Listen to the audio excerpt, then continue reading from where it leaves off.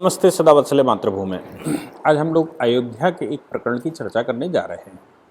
अयोध्या का ये जो प्रकरण है ये बिल्कुल झकझोर देने वाला है। रिवर्स लव जिहाद का प्रकरण है और रिवर्स लव जिहाद के इस प्रकरण के बाद मैंने देश भर में कुछ डेटा कलेक्ट करने की कोशिश की, अपने लोगों से पूछने की कोशिश करी जो इन विषयों पर सामाजिक कार्यकर्ता काम करते हैं, उनसे पूछने की कोशिश की, तमाम तरह के संगठनों से जानने की और उनकी वेबसाइटों में इंटरनेट पर जानने की कोशिश की। इसके अतिरिक्त मैं आप सबसे आग्रह करता हूं कि जो विषय मैं उठाने जा रहा हूं, अगर उसका कोई डेटा आपके पास होता है तो मुझे ज़रूर लिखें, मुझे ज़रूर मेल करें, नहीं तो कमेंट बॉक्स में अगर आप लिखेंगे तो भी हम मेरी टीम उसको पढ़ती है और पढ़ने के बाद वो मुझे ज़रूर कन्वे करेगी। मेल करते हैं तो मेल तो अक्सर मैं ही देखता हूँ, इसलिए चलते फिरते भी देखी जा सकती है, तो मैं उसको पढ़ने की कोशिश करूँगा और आगे के किसी स्टेटमेंट में, किसी एनालिसिस में मैं उसको समाहित करने की भी कोशिश करूँगा। मामला है रिवर्स लव जिहाद का। अब लव जिहाद तो हमने खूब सुना होगा। लव जिहाद एक टर्मिनोलॉजी है जो हिंदू राइट विंग ने ऐसा कहते हैं कि इजाद की है। हालांकि वो जिहाद का विषय कैसा रहता है, लेकिन ये काम तो ईसाइयों में भी चलता है। मैं ईसाइयों के बहुत सारे परिवारों को जानता हूँ। लड़की जो ईसाई थी उसने लड़के को कन्वर्ट कर लिया, लड़का जो ईसाई था। ऐसे प्रकरण बहुत कम मिलते हैं जहाँ लड़का ईसाई हो और लड़की हिंदू से विवाह कर ले, लेकिन ऐसे प्रकरण ईसाइयों में बहुत ज़्यादा मिलते हैं जहाँ पर लड़की ईसाई है और लड़का हिंदू है और उसने ईसाई बनाकर, यहाँ तक कि वो मुसलमानों को भी ईसाई बना लेते हैं और ईसाई बनाकर वो शादी कर लेते हैं। ऐसे घर वापसी वाले प्रकरण भी मैं अक्सर उठाता रहता हूँ। केरला में मैंने कहा था, केरला की एक डिटेल आई जिसमें रिकॉर्ड तोड़ घर वापसी हुई और वो घर वापसी ज़्यादातर, मतलब जो सबसे ज़्यादा घर वापसी हुई वो हिंदुओं में ही घर वापस आए। तो ये प्रकरण भी देश में आते ही रहते हैं। तो लव जिहाद का विषय तो हम लोग उठाते रहे हैं ये कहते हुए कि तमाम तरह के इस्लामिक संगठन जो कि अपनी आबादी बढ़ाना चाहते हैं। मैं बहुत बार कहता आया हूँ कि इस्लाम एक भू राजनीतिक आंदोलन है। भूमि से राजनीति करना या राजनीति से भूमि अर्जित करना और आबादी बढ़ाना और आबादी बढ़ाकर उस पर कब्जा करना। ये अपनी आबादी बढ़ाने के लिए एक और मेथड इस्तेमाल किया गया जो मेथड था लव जिहाद का, यानी कि ज़्यादा से ज़्यादा, क्योंकि ये जो कन्वर्जन था अब स्वतंत्र भारत में, जो आज का भारत है 1947 के बाद जब पाकिस्तान का बंटवारा हो, पाकिस्तान विभाजित होकर बन गया, तब ऐसी परिस्थिति में भारत में कन्वर्जन इतना आसान नहीं है कि डायरेक्ट कन्वर्जन किया जा सके। तलवार के दम पर कन्वर्जन तो बिल्कुल नहीं हो सकता और बरगलाया भी आसानी से नहीं जा सकता, क्योंकि समाज में जागरूकता ठीक ठाक खूब अच्छे से फैल चुकी है। तो फिर वो लव जिहाद का प्रोसेस शुरू किया। संगठनों ने सीधा पैसा नाइयों की दुकानों पर खर्च करना शुरू किया, स्कूलों की वैनों में खर्च करना शुरू किया, तमाम तरह के कोचिंग और ट्यूशन इंस्टीट्यूशनों में खर्च करना शुरू किया, स्कूल खोले, उन स्कूलों में गैर मुसलमानों की एंट्री शुरू की और गैर मुसलमानों के बीच में उठना बैठना शुरू किया। परिणाम वहाँ बहू बेटियों की तरफ नज़र डालना और फिर उनको किसी न किसी प्रकार से अपने जाल में लिबरल सेकुलर दिखाकर अपने आप को उनको अपनी तरफ आकर्षित करना और उसके बाद जब एक समय बीत जाए, उनके 2 4 5 बच्चे हो जाएं, तो ऐसी परिस्थिति में फिर उसको अपनी असली शक्ल दिखाना और उस असली शक्ल में ये जो असली शक्ल है उस असली शक्ल में कन्वर्जन का खौफ दिखाना, ये सब कुछ चलता रहा। उसका अपग्रेडेड वर्जन आया कि फिर जब लोगों को ये समझ आ गया कि भाई ये क्या करते हैं, मुसलमान के साथ व्यवहार नहीं करना है या बात नहीं करनी है, जो लव जिहाद कर सकते हैं, तो ऐसी परिस्थिति में मुसलमानों ने दूसरा मोड अपनाया और दूसरे मोड में वो तिलक लगाना, हाथ में कलावा बांधना ऐसा शुरू कर दिया और फिर हिंदू नाम धारण कर मित्रता करना और मित्रता करके लव मैरिज करना और लव मैरिज करके कुछ समय तक हिंदू बनकर रहना। जब बच्चे 1 2 3 हो जाएं तो फिर ऐसी परिस्थिति में उसको इस्लाम स्वीकार करने के लिए बाध्य करना, अपने परिवार से मिलवाना। हमने झारखंड का वो कोहली वाला प्रकरण खूब देखा ही होगा। मुसलमान था और भारत की मतलब नेशनल एथलीट के साथ उसने विवाह कर लिया, कोहली अपना सरनेम रख लिया और फिर उसके बाद जब वो उसके साथ रहने लगा, तो फिर उसने दबाव बनाया कि अब तुमको इस्लाम स्वीकार करना पड़ेगा, क्योंकि फाइनल उद्देश्य तो इस्लाम स्वीकार करवाना ही है। और अगर वो हिंदू बना रहेगा या हिंदू बनी रहेगी तो दूसरा विवाह करना भी मुश्किल हो जाएगा, क्योंकि अभी तो उसको 3 और टारगेट करने हैं, 4 लोगों को कन्वर्ट करना है कम से कम, उनसे 4, 5, 6 हर एक से बच्चे पैदा करने हैं, तो कम से कम एक व्यक्ति 20 लोगों को मुसलमान बनाकर भारत में आबादी बढ़ाए। 4 बीवियां, 14 बच्चे, तो 18 लोग ये हो गए। और इसके साथ कुछ परिवार भी जिनके कोई उत्तराधिकारी नहीं है, तो ऐसी माँ भी साथ में आ जाए, उनकी बहनों, उनकी सालियों की तरफ, अपनी सालियों की तरफ या पत्नियों की बहनों की तरफ नज़र डालें। ये सब कुछ चलता रहा। लेकिन अब जो मॉड्यूल आया है वो और ज़्यादा खतरनाक है। ये अयोध्या के प्रकरण ने तो झकझोर कर रख दिया। अयोध्या के प्रकरण में क्या है कि एक लड़की जो रेलवे स्टेशन पर भिखारियों की पोजीशन में थी, वहाँ कोई हिंदू परिवार गया, जगजीत कोरी नाम का व्यक्ति और उसके परिवार के लोग वहाँ स्टेशन पर बैठे होंगे। वो कुछ मांगने आई, कुछ काम करने आई।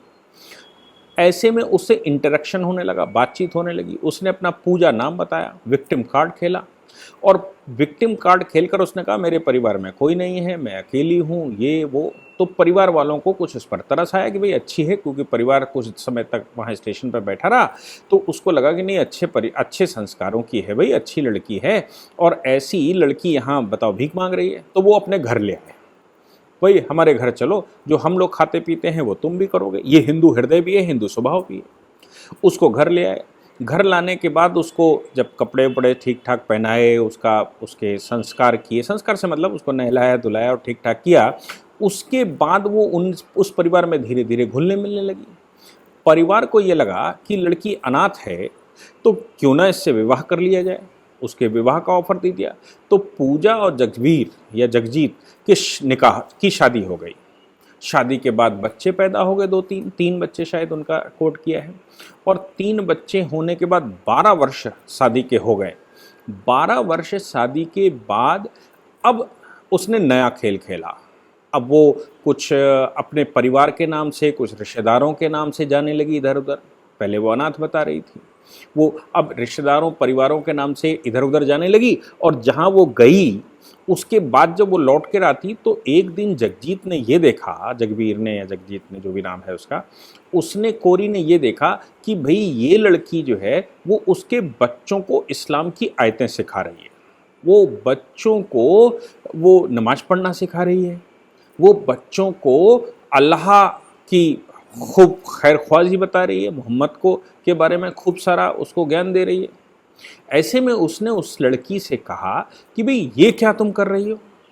मैं आपको एक चीज़ और बता दूं कि इस्लाम से जो सबसे ज़्यादा देश में लड़ाइयाँ लड़ी वो भारत में खटिक समाज, कोरी समाज, धानुक समाज, तेली समाज और सासी समाज, जिनको आज आप सफाई कर्मचारी करते हैं, वो इन्होंने सबसे ज़्यादा लड़ाइयाँ लड़ी और इन लड़ाइयों में ये सफल भी हुए। तो अब ये समाज चूँकि मुस्लिम कन्वर्जन से लंबे समय से लड़ रहा है, तो ये जगजीत कोरी को ये बात समझ नहीं आई। उसने उसको थोड़ा हड़काया धमकाया, बच्चों से उसने पूछताछ शुरू की। बच्चों से जब पूछताछ शुरू की तो पता लगा कि बच्चों को वो कहीं मस्जिद ले जाती है, बच्चों को कहीं मौलानाओं के पास ले जाती है और बच्चों को वो नमाज याद करवा रही है। तो उसका माथा बहुत तेज ठनका। पहले उसने ध्यान नहीं दिया, माथा बहुत तेज ठनका। माथा जब ठनका तो उसने और गहराई से तफ्तीश करनी शुरू की। जब गहराई से उसने तफ्तीश की तो पता लगा कि वो तो एक मुस्लिम है और ये मुस्लिम, इसका ओरिजिनल नाम उसने पता किया तो मालूम पड़ा कि हसीना बानो है। हिंदू बनकर हिंदू रीति रिवाज से उसने विवाह किया, हिंदू रीति रिवाज से वो रह रही थी। लेकिन जब उसको ये पता लगा कि ये हसीना बानो है और अब बच्चों को कन्वर्ट कर रही है, तो उसके पैरों के तले जगवीर के पैरों से जमीन खसक गई। लड़की ने अब परिवार वालों को सताना ले जाना शुरू कर दिया।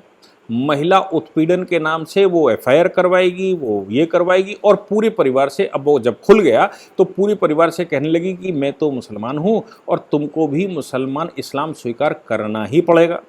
कुछ लोकल गुंडों को उसने, जो मुस्लिम समुदाय से थे, उन लोकल गुंडों को बुलाकर परिवार को हड़काना धमकाना शुरू कर दिया। अब परिवार बड़े मुसीबत में कि भाई क्या करें, लड़की घर में ऐसी आ गई, 12 साल से विवाह है, 2 बच्चे हैं, 3 बच्चे हैं, और ऐसी परिस्थिति में अब गुंडे आकर हड़का रहे हैं कि इस्लाम स्वीकार कर लो नहीं तो मार देंगे। जगबीर को कुछ समझ नहीं आया, लंबे समय तक वो इस पीड़ा को झेलता रहा, लेकिन किसी पढ़े लिखे व्यक्ति से उसने अपनी पीड़ा रखी तो वो उसको पुलिस स्टेशन ले गया, और पुलिस स्टेशन में उसने हसीना बानो और उन गुंडों के खिलाफ मुकदमा लिखवाया और ये कहा कि भाई मेरे से धोखे से शादी करी, ये मुसलमान है, 12 साल पहले स्टेशन में, पूरा प्रकरण उसने बताया। अब आप सोच लीजिए कि इसको रिवर्स लव जिहाद कहते हैं। ये भारत में बहुत बड़ी समस्या चल रही है। मैं मानता हूँ कि देश में हिंदू समाज अपने आप को बचाने के उद्देश्य से इस लव जिहाद के लिए, लव जिहाद को रोकने के लिए बहुत बड़े स्तर पर जागरूकता अभियान चला रहा है। लड़कियों से खुली बात कर रहा है, परिवार में खुली बात करना शुरू कर दिया है, और इसी को लोग हेट या जो शहबाज शरीफ ने यूएनओ में कहा, यूएनजीए में शहबाज शरीफ ने कह दिया कि भारत में तो इस्लामोफोबिया हो गया है। मतलब बच्चों को जो लोग ये बता रहे हैं कि भाई ये चल रहा है देश में, और ये देश में जो चल रहा है इसका नुकसान क्या क्या है, इन सब के लिए अब इस्लामोफोबिया शब्द इस्तेमाल किया जाने लगा कि भाई ये इस्लामोफोबिया, क्योंकि अभी आपको याद होगा कि यूएनओ ने भी एक रेजोल्यूशन पास कर दिया था इस्लामोफोबिया के खिलाफ कि भाई इस्लामोफोबिया को रोकना चाहिए। तो अब मुसलमानों की इन हरकतों को, या तो उनकी हरकतें झेलो, अगर उनकी हरकतें ये झेलो नहीं और उसका जागरूकता अभियान छेड़ो तो ये हेट माहौल बना रहे हैं, यानी कि अब तो ये हेट स्पीचेस की कैटेगरी में आ रहे हैं, और ये इस्लामोफोबिया लोगों को हो गया है जो इस्लाम के, मतलब मुसलमान को देखकर इस तरह की बातें करते हैं, अपने बच्चों को गलत गलत समझाते हैं। ये बच्चों को जन्म से अल्लाह अकबर सिखाते हैं, हिंदू काफिर है ऐसा सिखाते हैं, और क्या क्या नहीं वीडियोस तमाम तरह के आते हैं। लेकिन जो हिंदू समाज अब करना जिसने शुरू किया, जो कभी सदैव से इग्नोरेंट था, अब उसने करना शुरू किया कि वो इस तरह के प्रकरणों को बच्चों के साथ खुली बात करनी शुरू की। अभी भी मानता हूं कि पूरे समाज में इस तरह की जागरूकता नहीं है, लेकिन करनी शुरू की, क्योंकि ये प्रकरण बच्चियों के साथ बहुत कुछ हो गए। तो उन्होंने एक नया मोड छेड़ दिया, और वो मोड ये छेड़ दिया, और समाज में ये हुआ कि भाई जो घर वापसी है, घर वापसी के लिए क्या मुस्लिम लड़कियां जो अपनी स्वेच्छा से हिंदू लड़कों के साथ शादी करती हैं उनको वेलकम किया जाए, क्योंकि हिंदू समाज ने कभी उनको वेलकम नहीं किया। यहाँ तक कि हिंदू लड़की अगर परिवार से कहीं दूसरे उसमें शादी कर लेती है तो परिवार कहता है हमारे लिए मर गई। लेकिन अभी जागरूकता आनी शुरू हुई है, जहाँ पर इन बच्चियों को बचाया जा रहा है, ये बच्चियाँ बचकर आ रही हैं, तो फिर परिवार उनको स्वीकार करने लगा है। परिवार ने वेलकम करना शुरू कर दिया, क्योंकि उनको मालूम है कि ये अपनी स्वेच्छा से नहीं गई, इसको कहीं न कहीं किसी न किसी प्रकार से बरगलाया गया, इसको किसी न किसी प्रकार से अपने में मिलाया गया, और इसके साथ खेल हुआ है।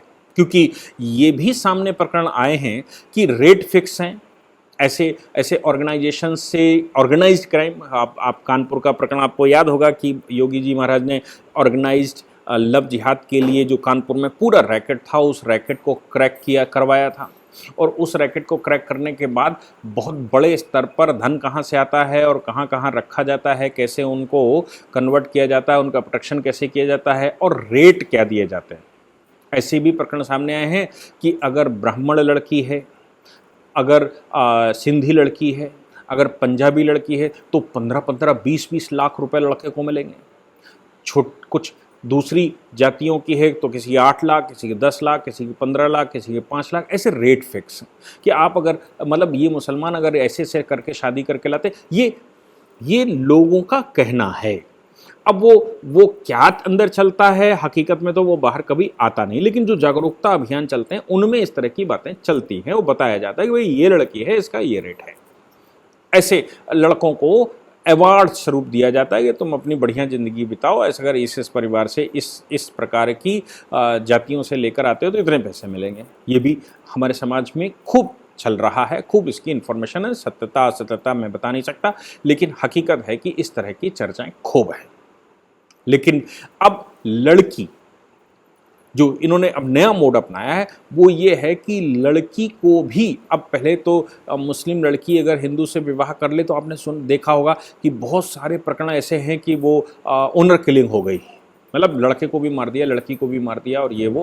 लेकिन अभी कुछ समय से आपकी नज़र में ऐसे प्रकरण नहीं आ रहे होंगे, पिछले खासतौर से पिछले 4-5 साल से ऐसे प्रकरण नहीं आ रहे हैं जहां मुस्लिम लड़की ने हिंदू लड़के से विवाह किया हो और उसकी ऑनर किलिंग हुई हो। तो फिर आखिर चल क्या रहा है, ये क्यों ऐसा हो रहा है? मैंने जानने की कोशिश की तो मालूम पड़ा कि एक एक बड़े शहर, अलीगढ़ शहर की बात कर लूँ, कानपुर शहर की बात कर लूँ, या मैं गाज़ियाबाद में कुछ प्रकरणों को मेरे संज्ञान में आए, इलाहाबाद में कुछ प्रकरण सामने आए, और ये तो जो प्रकरण की मैं बात कर रहा हूँ वो तो अयोध्या का प्रकरण है। इसमें मुस्लिम लड़की ने हिंदू लड़के से विवाह किया, परिवार शामिल हुआ, मतलब लड़की का परिवार शामिल है, और कह रहा ठीक है भाई, कन्वर्ट हो गई, आप हिंदू रीति रिवाज से कन्वर्ट कर लो, आर्य समाज से शादी कर लो, ये कर लो वो कर लो, और शादी हो गई। अब ये बात कुछ हजम नहीं हुई। इसके दो पहलू हैं। एक पहलू ये है कि भाई मुस्लिम समाज की कट्टरता थोड़ी कम हो गई, दूसरा ये है कि कोई बड़े षड्यंत्र का हिस्सा है।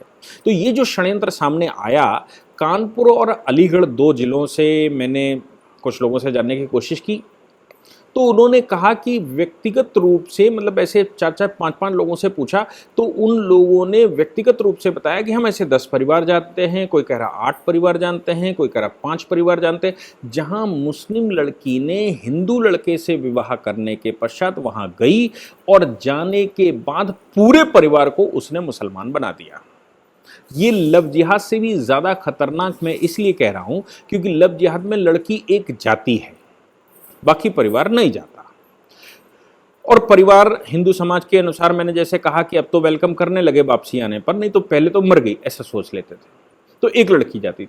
अब ये एक लड़की जो विवाह करके आती है जिससे हिंदू समाज खुश हो जाता है और ये कहता है कि भाई अब तो इक्वलिटी आ गई, अगर हमारी लड़कियां जाती तो उनकी लड़कियां भी आ रही हैं, वो और खतरनाक इसलिए है क्योंकि वो एक लड़के से विवाह किया और घर में 5 बाकी लोगों को कन्वर्ट किया। तो ये एक विवाह में 5 कन्वर्ट करती है, 5-6। अब उसके लिए टूल्स भी बहुत सारे हैं। टूल्स ये है कि उसने विवाह कर लिया, उसके बाद 7 वर्ष उसके विवाह के नहीं हुए तब तक तमाम तरह के मुकदमेबाजी है। लड़की उत्पीड़न का मामला है, दहेज उत्पीड़न का मामला है, या तमाम तरह के महिला उत्पीड़न के मामले हैं। अब कानून तो पक्ष में है। कानून बनाते समय लोगों ने ये सोचा भी नहीं होगा कि इसका ऐसा इस्तेमाल भी हो सकता है। तो लड़की गई और उसने कुछ समय बाद घर को कन्विंस करना शुरू किया, भले हमारे इस्लाम में तो ये है, हमारे यहाँ तो ये होता, हमारे यहाँ तो वो होता, और अगर हिंदू परिवार कमजोर प्रवृत्ति का है तो फिर वो कन्वर्ट हो जाएगा आसानी से, यहीं पर कुछ धन भी मिल जाएगा, कुछ वो इंतजाम करवा लेगी, तो घर की जो दरिद्रता है वो भी दूर हो जाएगी। लेकिन अगर परिवार स्ट्रांग है कुछ और उसके मन में ये बात क्लियर है कि तुम आ गई तो ठीक है भाई, हम नहीं जा सकते, तो फिर अब लड़की अपने कानूनों का इस्तेमाल गलत तरीके से करके घर को फंसाना शुरू करेगी। और अब आपको अगर बचना है, उन केसेस में आपको विड्रॉ करना है या उन केसेस से आपको कॉम्प्रोमाइज़ करना है, तो फिर आपको घर वापसी इधर की तरफ इस्लाम स्वीकार करना पड़ेगा, और इस्लाम स्वीकार कर लीजिए, हो जाएगा। और अगर ऐसा फिर भी नहीं हो पाता क्योंकि वो मुकदमा लड़ने को भी तैयार है, तो फिर गुंडों का, जैसे इस प्रकरण में जो हसीना बानो का प्रकरण आया, इसमें उसने लोकल गुंडों का इस्तेमाल करना शुरू किया।